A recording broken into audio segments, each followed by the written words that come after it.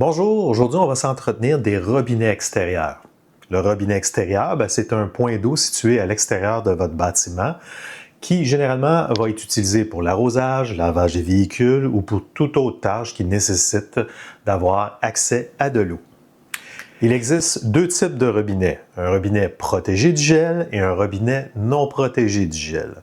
Les robinets protégés du gel, c'est un robinet qui a un long tube, ce qui fait que lorsque vous fermez le robinet à l'extérieur, c'est plutôt une soupape à l'intérieur qui se referme, ce qui fait que c'est dans la zone chauffée. Le reste du tuyau va donc se libérer de son eau et s'écouler à l'extérieur. On y reviendra tout à l'heure sur les choses à faire lorsqu'on utilise un robinet extérieur et qu'on hivernise un robinet extérieur. Pour les robinets non protégés du gel, il y a donc une soupape d'arrêt, donc un robinet à l'extérieur, mais également un robinet à l'intérieur. Fait qu'on doit fermer à l'extérieur, fermer à l'intérieur, réouvrir à l'extérieur pour permettre à l'eau de ressortir, ou sinon, on va parfois avoir ce qu'on appelle une purge, donc un petit conduit qui va s'ouvrir pour permettre de vider le tuyau, donc la portion de tuyau qui va être dans la zone entre l'intérieur et l'extérieur. Donc, il y a plus de manipulation, il faut faire aussi très attention. Donc, ces deux types de robinetterie sont conformes, sont adéquats, mais bien sûr, dans les années plus récentes, on a opté plutôt vers les systèmes dits protégés et on va voir ça un peu plus en détail pour les entretiens. Tout d'abord, rappelons que l'installation de robinet extérieur doit être effectuée par un plombier qualifié afin de s'assurer qu'il soit correctement raccordé à la plomberie intérieure et surtout que tout le réseau ou l'installation soit étanche, car il y a toujours évidemment des fuites qui peuvent survenir. Le robinet extérieur, parfois étant très sollicité par le branchement des appareils, il faut vraiment qu'il y ait une très bonne fixation à l'extérieur. Donc s'assurer d'avoir les vis bien installées, calfeutrage réalisé également pour éviter qu'il puisse avoir des infiltrations. Il y a des entretiens évidemment à effectuer, mais on verra plus en détail tout à l'heure qu'est-ce qui doit être fait en termes d'entretien. Le robinet extérieur, c'est utilisé généralement pendant les périodes, les mois chauds, mais ça nécessite naturellement une attention très particulière en prévision de l'hiver. Donc, tout se joue souvent là. Donc, dans les vérifications à faire, naturellement, tout au long de l'année, on va rechercher s'il y a des signes de corrosion, des fissures au niveau des conduites ou qui pourraient faire apparaître des fuites. Donc, souvent, à l'endroit du robinet, souvent, si on a un plafond fermé, si on commence à avoir un cerne apparaître, ou si on a une trappe d'accès, on va ouvrir pour aller valider la portion intérieure. Sinon, on porte attention à l'extérieur, voir s'il y a des écoulements qui apparaissent autour de la tête du robinet à la jonction du mur, ou sinon au branchement en tant que tel du boyau.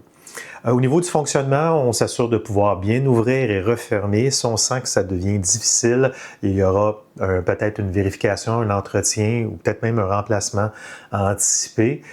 L'idée étant de permettre un arrêt rapide s'il y arrive une problématique pour éviter qu'il puisse avoir un problème d'écoulement d'eau et que ça occasionne des dommages. Un petit rappel au niveau de la fixation au mur, donc s'assurer que le robinet est solidement fixé à la paroi et sinon resserrer les vis et même ajouter un joint de calfeutrage si ce n'est pas déjà fait pour éviter que l'eau puisse passer autour du tuyau de la base et entrer vers l'intérieur. Donc, dans les entretiens, plus spécifiquement avant l'hiver, donc on vidange les robinets. Quand je vous disais en entrée de jeu, le robinet protégé du gel, c'est qu'une manipulation. Toutefois, il faut absolument retirer le boyau d'arrosage, sans quoi, ça va être l'équivalent d'avoir une paille et de mettre son pouce sur la paille. Là, on peut garder l'eau dans le tuyau, c'est ce qui va arriver. Et au gel, le nombre d'incidents qui survient à cause de ça, parce qu'on a oublié de retirer le boyau, mais qu'on a fermé le robinet, mais malheureusement, la quantité d'eau qui est restée dans la tige vers l'intérieur a gelé, gonflé, percer le tuyau et dès que c'est réactivé, malheureusement, ça occasionne une infiltration. Donc, c'est beaucoup dans le retrait du boyau d'arrosage, donc extrêmement important de bien débrancher les tuyaux, autant pour les deux types de robinetterie, mais accordez vraiment une importance pour celui qui est protégé du gel, car il n'y a pas d'autre façon de vider le conduit. On n'a pas de purge ou autre à l'intérieur. Donc, on protège le robinet qui est exposé. On peut même couvrir d'une housse isolante dans certains cas, dépendamment de son exposition. Ce n'est pas une obligation de le réaliser. On vérifie si le joint de calfeutrage est adéquat. Au printemps, on peut regarder par rapport à son fonctionnement. Donc, on va lubrifier au besoin, donc mettre un peu d'huile pour être certain que la valve se ferme correctement. On vérifie, des fois même la valve a besoin d'être resserrée, parfois une vis également qui permet de faire cette action de s'assurer que ça soit bien fixé.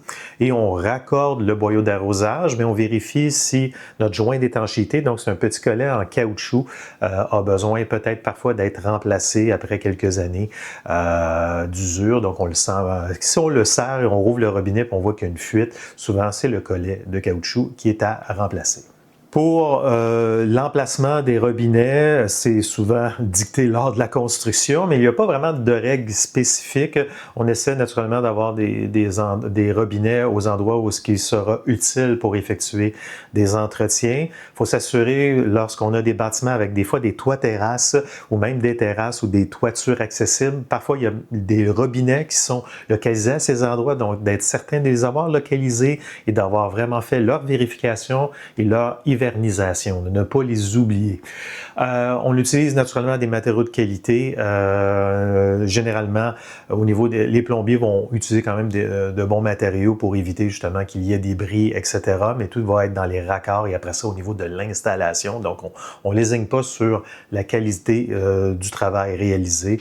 On évite les choses trop artisanales pour éviter les problèmes parce que le nombre d'infiltrations d'eau et de dégâts d'eau occasionnés par des robinets extérieurs, c'est très fréquent et on veut absolument éviter ces situations. Et dans ce cas, on fait affaire avec un professionnel, généralement un plombier, pour effectuer ce type d'intervention. Pour les clients de Nivoex, n'hésitez pas à consulter la fiche d'entretien complète à partir du lien qui apparaît sur la ligne correspondante de votre calendrier d'entretien. Vous trouverez les détails qui ont été discutés dans la présente vidéo, mais également d'autres informations comme sur les intervenants, les professionnels qui peuvent réaliser les entretiens, les travaux de réparation sur vos robinets extérieurs. Au plaisir de vous revoir bientôt dans une prochaine vidéo explicative.